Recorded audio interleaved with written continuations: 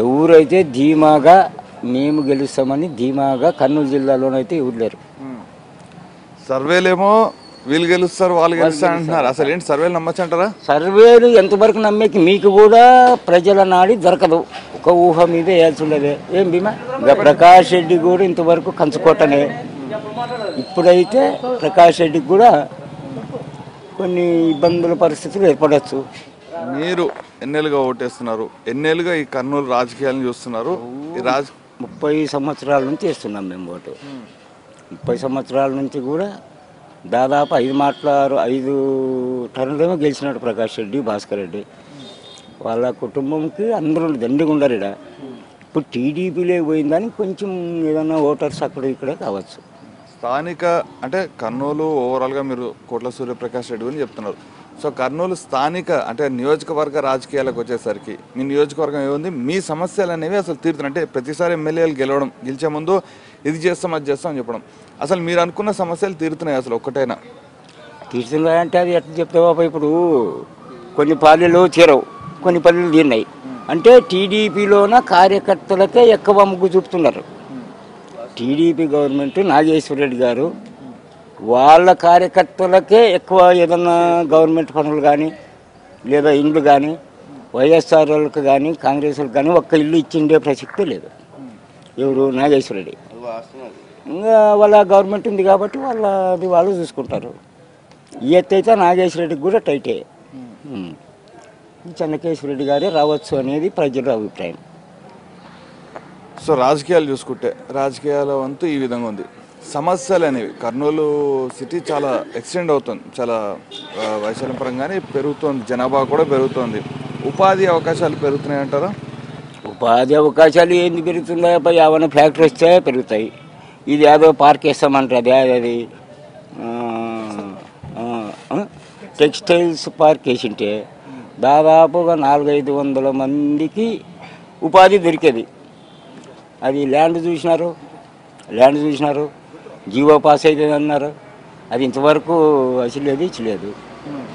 అట్లా పార్కులు ఏదన్నా ఉంటే ఏదన్నా నిరుద్యోగ సమస్య కానీ లేదా ఏదన్నా కొంతవరకు తీరేది. ఏది మన కర్నూలు డిస్ట్రిక్ట్లో మన ఎమ్మిగనూరు నియోజకవర్గంలో ఏదేది లేదబ్బా. నీకు నిరుద్యోగ సమస్య తీరే సమస్య లేదు అసలు. ఎందుకంటే ఏది లేదు, ఒక ఫ్యాక్టరీ లేదు, ఒకటి పార్క్ లేదు, ఇంకోటి లేదు కాబట్టి ఇంకా జనాలు అంతే. ఇంకా రైట్. అయితే ప్రధానంగా మీ కాన్స్టిట్యున్సీకి ఉన్న ప్రధాన సమస్యలు ఏంటో సార్? ప్రధాన సమస్యలు ఏమి? రోడ్లు బాగానే చేసినారు, అది సెంట్రల్ గవర్నమెంట్ ఇచ్చిందంటారు. దాదాపు 60% కేంద్ర గవర్నమెంట్ భరించిందని వాళ్ళు చెప్పుకుంటున్నారు. మరి టీడీపీ వాళ్ళు మేము వేసినామని చెప్పి టీడీపీ వాళ్ళు చెప్పుకుంటున్నారు. ఎవరు వేసినారు ఎవరు వేయలేదు అనేది ప్రజలకు తెలుసు. కొంతవరకు రోడ్లు అయితే బాగుపడినాయి, నీళ్లు కూడా కొంతవరకు కొన్ని పల్లెల్లో చాలా కొరత ఉంది ఎండాకాలం. మరికొంతమంది ఉన్నారు అసలు పేపర్ చదువుతూ రిలాక్స్గా రాజకీయాల పరంగా కానీ మిగతా అన్ని పరంగా కూడా చదువుతున్నారు. ఏంటండి అసలు మీ ఉన్న ఇక్కడ స్థానిక సమస్యలు ఏంటి? ఎన్నికల సమయం దగ్గర పడుతుంది, ప్రచారాలు హోరెత్తుతున్నాయి. సో ఇక్కడ పరిస్థితి ఏంటి సార్? సార్ ఎవరు గెలుస్తారు అనేది కొద్దిట్లో అట్లా వాళ్ళు రావచ్చు వీళ్ళు రావచ్చు అంతే, ఎక్కువ ఏమి ఇది కాదు. వీళ్ళైనా ఈయన ఇప్పుడు చెన్నకేశ్వర రెడ్డి వచ్చిన దానికి ఎక్కువ ఇది కాదు. ఎందుకంటే చెన్నకేశ్వర రెడ్డి వచ్చిన దానికి కొంచెం జయనాథ్ రెడ్డి కొద్దిగా దెబ్బ. ఇది కొద్దిట్లో ఎవరు కొంచెంలోనే వస్తారు అంతే ఎవరోనప్పుడు. సో సమస్యల పరంగా చూసుకుంటే స్థానిక సమస్యలు ఏ విధంగా ఉన్నాయి అంటే మీరు ప్రతిసారి మీ దగ్గరికి రాగానే ఒక హామీ ఇస్తారు, తప్పకుండా మీకు ఇవన్నీ ఇస్తాం అవన్నీ ఇస్తాం. మీ పక్కనే తుంగభద్ర ఉంది, అన్ని నీటి సౌకర్యాలు అన్నీ ఉన్నాయి, కానీ మీ వరకు రావట్లేదు అనేది మేము తిరిగిన చోట ప్రతి చోట తెలుస్తున్నది. మీ సమస్యలు అసలు ఎంతవరకు తీరుతున్నాయి? సమస్యలు ఏం పెద్దగా ఏం తీర్చలేదు ఈ సంవత్సరం. ఈ 5 ఏళ్ళు కానీ ఏం పెద్దగా చేయలేదు వాళ్ళు. ఇంకా చేస్తామంటే కొద్దిగా ఏమోగా ఆడేవాళ్ళు కానీ పొదుపులు వచ్చిన వాళ్ళు కూడా కొద్దిగా చేసినారు, కానీ ఎవరికీ సమస్య ఏం కాలేదు, చేయలేదు. 2 టన్నులు పడింది, 2 టన్నులు వేస్తామని చెప్పి 2 టన్నులు పల్లె. దాదాపు టోటల్గా కరువు మండలాలు, మన ఎమ్మిగనూరు మండలం కూడా కరువు కింద ప్రకటించినారు. కరువు కింద కనీసం ఇన్పుట్ సబ్సిడీ కానీ లేదా రైతులకి ఏదన్నా నష్టపరిహారం కానీ ఏది ఇంతవరకు రాలే. ఈ గవర్నమెంట్లో అది ఇది అని తరకాల ఇది వచ్చేది అంటని చెప్పంటారు మన సీఎంలో అది ఎన్నికల కోడ్ వచ్చింది మేము చేయలేమంటారు. ఈ 4.5 సంవత్సరాల నుంచి రైతుకైతే ఏమీ ఉపయోగం చేయలే. అది ఇంకో ప్రశ్న, ఆల్రెడీ ఇక్కడి నుంచి ఒక రాష్ట్రపతి వెళ్ళారు, అంటే పోటీ చేసిన నీలం సంజీవ్ రెడ్డి కానీ లేకపోతే పివి నరసింహారావు లాంటి ఉద్దండులంతా ఇక్కడి నుంచి పోటీ చేశారు. కానీ రైతు సమస్యలు వచ్చేసరికి తిరగకపోవడానికి ఇక్కడ స్థానిక నేతల కారణమా లేకపోతే వాళ్ళ పొరపాట్ల? స్థానిక నేతలే కారణం ముఖ్యం. స్థానిక నేతలు పోయి ఏదన్నా వాళ్ళ సీఎం దగ్గర లేదా వాళ్ళ మినిస్టర్ దగ్గర ఏదన్నా మొరపెట్టుకుంటే కావచ్చేమో అనేది ప్రజల ఆశ. వీళ్ళు పోతున్నారా లేదనేది కూడా ఇప్పుడు 4.5 సంవత్సరాల నుంచి ఏది జరగలే. ఈ అభివృద్ధి అనేది అయితే ఏం లేదు. ఏది రోడ్లు వేసేదంటే నువ్వు ఏ గవర్నమెంట్ వచ్చినా రోడ్లు వేస్తారు. వాళ్ళ కమిషన్లో వస్తాయని ఇంకా వాళ్ళ ఇంకా 10% కమిషన్ అనేది నీకు తెలుసు నాకు తెలుసు, అది మామూలు అనుకో, అది రాయకూడదు చెప్పకూడదు మనము. ఏమప్ప ఇంకా అంతే. అభివృద్ధి అయితే ఏం జరగలే. నెక్స్ట్ జగన్ వస్తే అభివృద్ధి జరుగుతుందని ప్రజలకు ఆశ ఉంది. మరి ఎంతవరకు వస్తుంది అనేది తెలుసు. రైట్. ఇంకో ప్రశ్న, గురుగారు చెప్పినట్టు జగన్ వస్తే అభివృద్ధి జరుగుతుంది అనేది చిన్న ఆశ ఉంది అంటున్నారు. సో టీడీపీ వాళ్ళు చెప్తున్నది మేము ఇన్నేళ్ళు పరిపాలించాం కాబట్టి మేమైతేనే కొత్త రాజధానిని నిర్మించగలం, మేమైతేనే చేయగలం, జగన్ లాంటి వ్యక్తి చేయలేదు అంటున్నారు. దాన్ని అంగీకరిస్తారా? తప్పకుండా అంగీకరిస్తాను. ఎందుకంటే గతంలో వైఎస్ఆర్ పార్టీ గెలిచింది ఒకసారి, కాంగ్రెస్ వైఎస్ రాజశేఖర్ గెలిచినారు. ఇక్కడ స్థానికంగా ఎమ్మెనూరులో అభివృద్ధి అంటే ఏం చేయలేదు. అభివృద్ధి అంటే ఏం చేయలేదు వాళ్ళు. స్థానికంగా వైఎస్ రాజశేఖర్ పరిపాలన ఆయన సంక్షేమ పథకాలు వర్తించినాయి, అందరికి వచ్చినాయి. రైతులు కానీ ఆరోగ్యశ్రీ పథకం కానీ ఆయన హయాంలోనే జరిగినాయి. స్థానికంగా ఎమ్మెల్యే, గతంలో మాజీ ఎమ్మెల్యేలు ఏం చేయలేదు, శూన్యం. 3 సార్లు ఎమ్మెల్యే చేసినాం మేము. ఏదో మార్పు రావాలి, మార్పులో వేసినాం, ఆయన ఏం చేయలేదు. నాకు తెలుసు మాత్రం ఎమ్మెల్యేలో ఎన్నో ఎలక్షన్ చూసినాను. టీడీపీ అభివృద్ధి చేసింది. అది కమిషనో రోడ్ల దారో ఏదో చేసి చూపించినారు. ఇంకోటి పెద్ద ఆయన చెప్పినట్ల ఈ రోడ్లు కానీ G+ ఇవి కానీ అన్నీ కేంద్రమే బీజేపీ చేసింది. కానీ వాళ్ళు చెప్పుకోవడం లేదు. వీళ్ళు ప్రత్యేక హోదా ఇస్తాను, ప్యాకేజ్ ఇస్తానని చెప్పినారు. ఎవరు? మోడీ గారు. చంద్రబాబు నాయుడు వచ్చినారు, చెప్పినారు, 2 సంవత్సరాలు చెప్పినారు. ఇదే ఆయన ప్రత్యేక హోదా ఇస్తాను, ప్యాకేజ్ ఇస్తాను అంటే ఏదో ఆయన కూడా ప్రజల్లో చెప్తుండే. ఇది కూడా అయితే ఇక్కడ కొన్ని చోట్ల అంటే వైసీపీ గెలిచింది, కాకపోతే ప్రభుత్వం వచ్చింది టీడీపీ, లేకపోతే టీడీపీ వాళ్ళు గెలిచారు, వైసీపీకి వచ్చింది. అయితే స్థానిక ఎమ్మెల్యే ఎవరైతే ఉన్నారో అయితే పార్టీ చేంజ్ అవ్వాలి, లేకపోతే అదే పార్టీలో ఉంటే అతని నిధులు కానీ ఏమీ రాని పరిస్థితి ఉంది. ఈ విషయం దీన్ని అంగీకరిస్తారు అసలు మీరు? అంగీకరిస్తాము. కానీ కొంతమంది నాయకులు అయితే తమ సొంత ఖర్చులతో చేయొచ్చు, లేకపోతే ఏదో ఒకటి కేంద్రంతో కొట్లాడి, లేకుంటే రాష్ట్ర ముఖ్యమంత్రితో కొట్లాడి ఎంతో ఇంతో అనుకూలంగా ఉంటే ఈ స్థానిక ఎమ్మెల్యేలతో కేంద్రంలో సీఎంతో కొట్లాడి ఏదో ఒకటి తెచ్చుకోవచ్చు. కానీ పోవడం లేదు, వాళ్ళు పోవడం లేదు. మా కష్టాలు ఏం లేదు. అదేంటి ఎన్నెల నుంచి ఓటేస్తున్నావు? అసలు నువ్వు అప్పుడు తరంలో చేస్తూ ఇప్పటికీ చూస్తున్న మార్పులు ఏమైనా ఉన్నాయి? అసలు ఏమైనా మార్పులు చూస్తున్నావు? అసలు ఎన్నేళ్ళ నుంచి చేసి ఉంటావు, ఏమైనా మార్పులు బాగా వచ్చినావులే. బాగుండదు కావాలి. ఏవైనా మీ సమస్యలు అసలు తీరుతున్నాయా? పార్టీలకు సంబంధం లేదు, మీ సమస్యలు అనేవి నువ్వు గమనించినవి ఏమన్నా? అంటే అన్నీ కొన్ని తీరుతుండవు. మొత్తం 100% కావు, కానీ 50%, 60% అన్నీ తయారవుతుండవు. ఏ ప్రభుత్వం అని కానీ వాళ్ళు చెప్పిన కాడికి చేస్తున్నారు. 100% అంటే చేయలేరులే, 50-60% చేస్తారు. మీరు ఎప్పటి నుంచి ఓటేస్తున్నారు? నేను 70 నుంచి ఓటేస్తున్నాను. ఎందుకంటే ఇక్కడ ఎందుకు స్పెషల్గా మీరు ఎప్పటి నుంచి ఓటేస్తున్నారని అడుగుతున్నా అంటే, ఈ రోజుల్లో యూత్ ఏం చేస్తున్నారు, ఎలక్షన్ రోజు రాగానే హాయిగా సినిమాకో దేనికో వెళ్తున్నారు. వీళ్ళని పెద్దవాళ్ళు మాత్రం ఇంకా ఎలక్షన్ ఓటుని వినియోగించుకుంటున్నారు. సో ఎలక్షన్ ఓటు ప్రత్యేకత చెప్పండి మీరే. ఓటు ప్రతి ఓటుదారుడు ఓటును తనకు నచ్చిన పార్టీకి ఓటు వేసుకున్నాడు. అది పద్ధతి, మన హక్కు అది. కానీ ఎవరికి నచ్చింది వాళ్ళు ఓటు వేసుకున్నారు, తప్పించుకొని పోకూడదు. అది విరుద్ధము. ఇంకా అటువంటి వాళ్ళకి ఓటు ఉన్న ఒకటే లేకున్నా ఒకటే. ఓటు ఉన్న వాళ్ళు మాత్రం తనకు నచ్చిన పార్టీకి ఎవరికైనా కానీ ఓటు వేసుకున్నారు. అది మా టైంలోనే అందరూ అప్పటి కాలంలో ఓటు ఉన్న వాళ్ళందరూ ఓటు వేస్తుండ్రు. కొంతమంది పిలుచుకొని వచ్చి కానీ ముసలోళ్ళని కానీ తోలుకొని వచ్చి ఓటు వేపిస్తుండ్రు.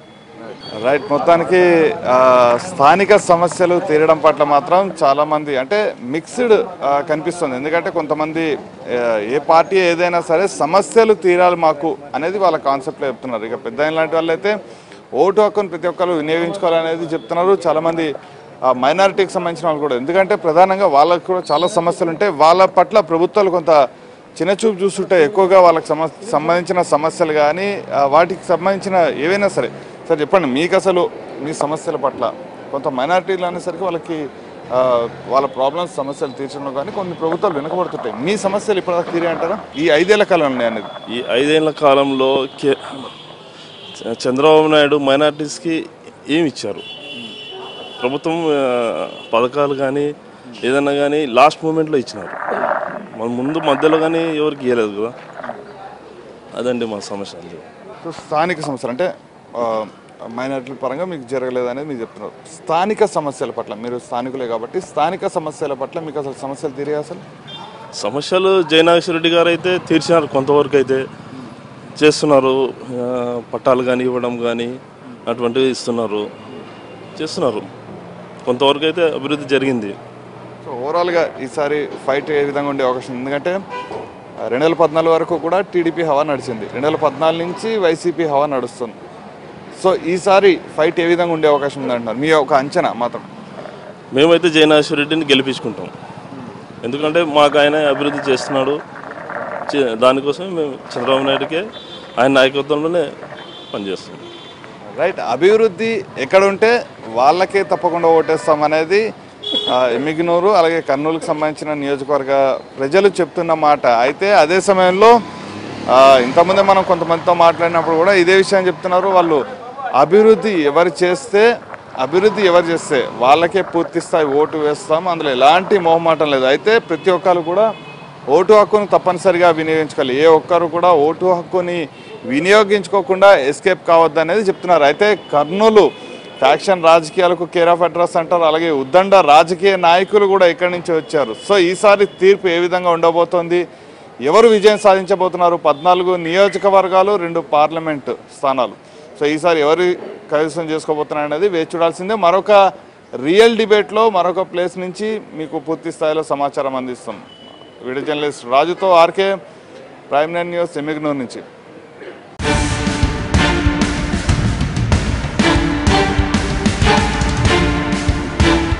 కర్నూలు రాజకీయాలంటే ఎప్పుడూ ఆసక్తే.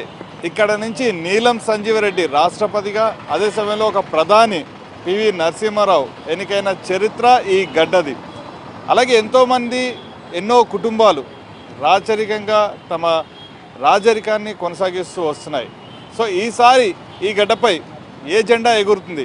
ప్రతి ఒక్కరిలోనూ సస్పెన్స్. ఎందుకంటే 2014 వరకు కూడా కర్నూలు అంటే తెలుగుదేశం పార్టీకి ఒక అడ్డాగా ఉండేది.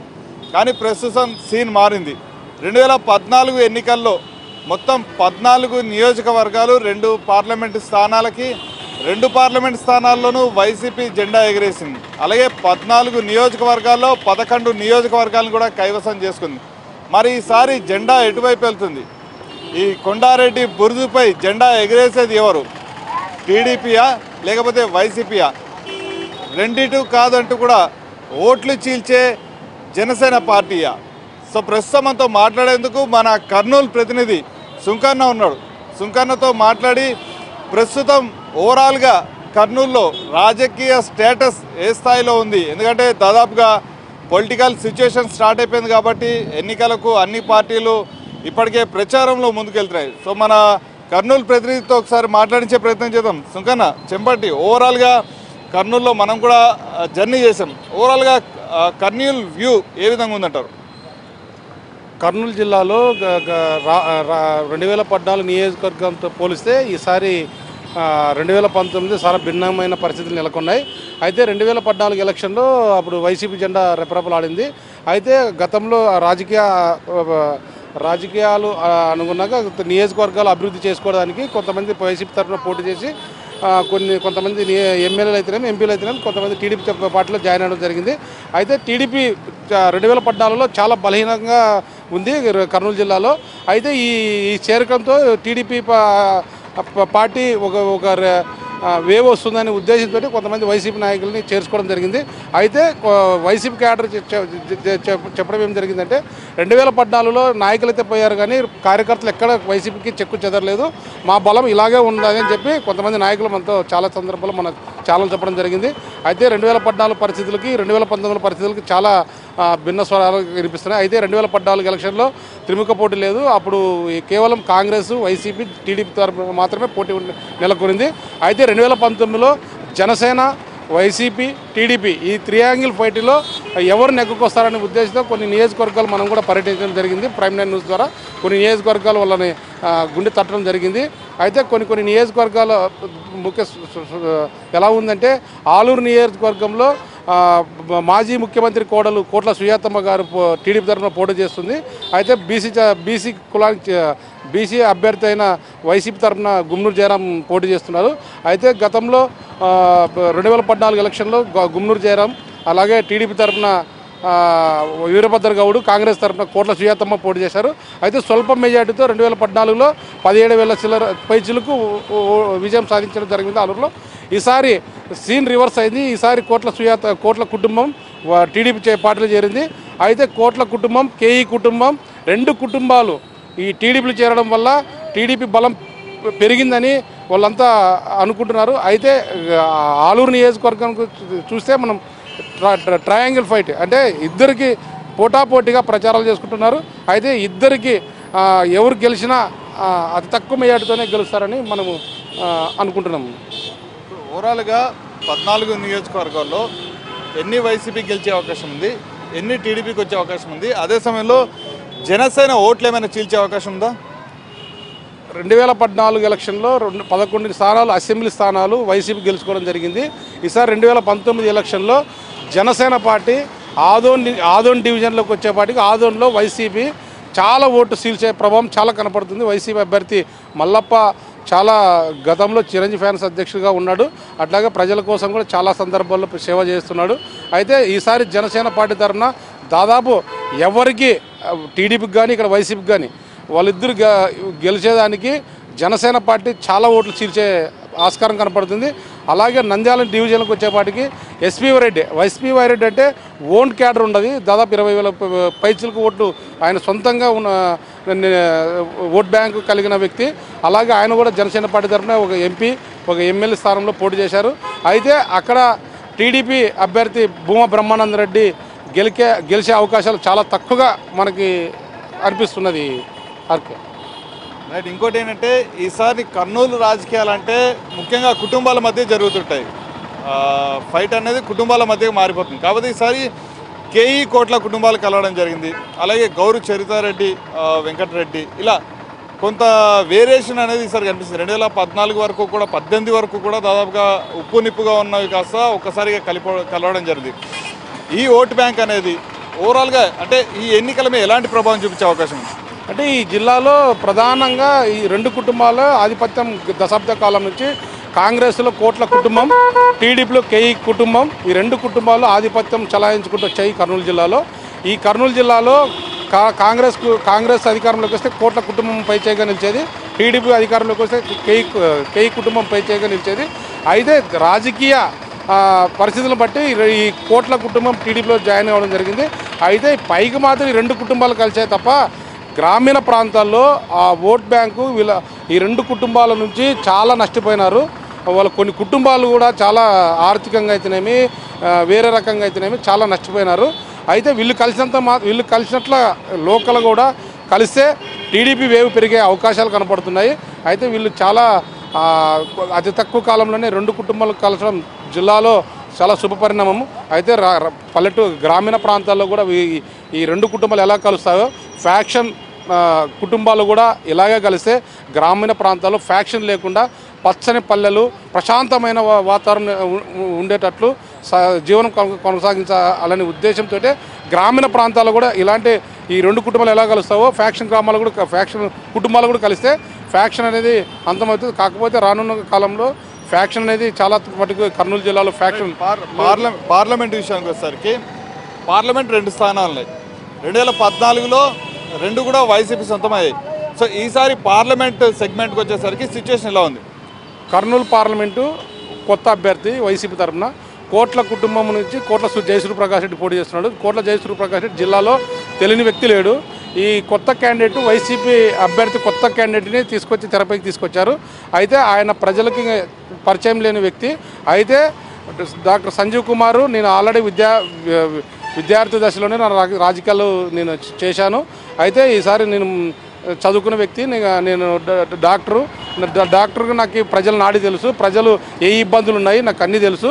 ఈసారి నాకు కూడా అవకాశం ఇవ్వాలని అంటున్నాడు. కాకపోతే ఈసారి కోట్ల జయసూర్యప్రకాష్ రెడ్డి, సంజీవ్ కుమార్ మధ్యనే పోటీ నెలకొంటుంది. అయితే ఎవరు గెలిచినా అతి తక్కువ మెజార్టీతోనే పార్లమెంట్ కైవసం చేసుకుంటారు.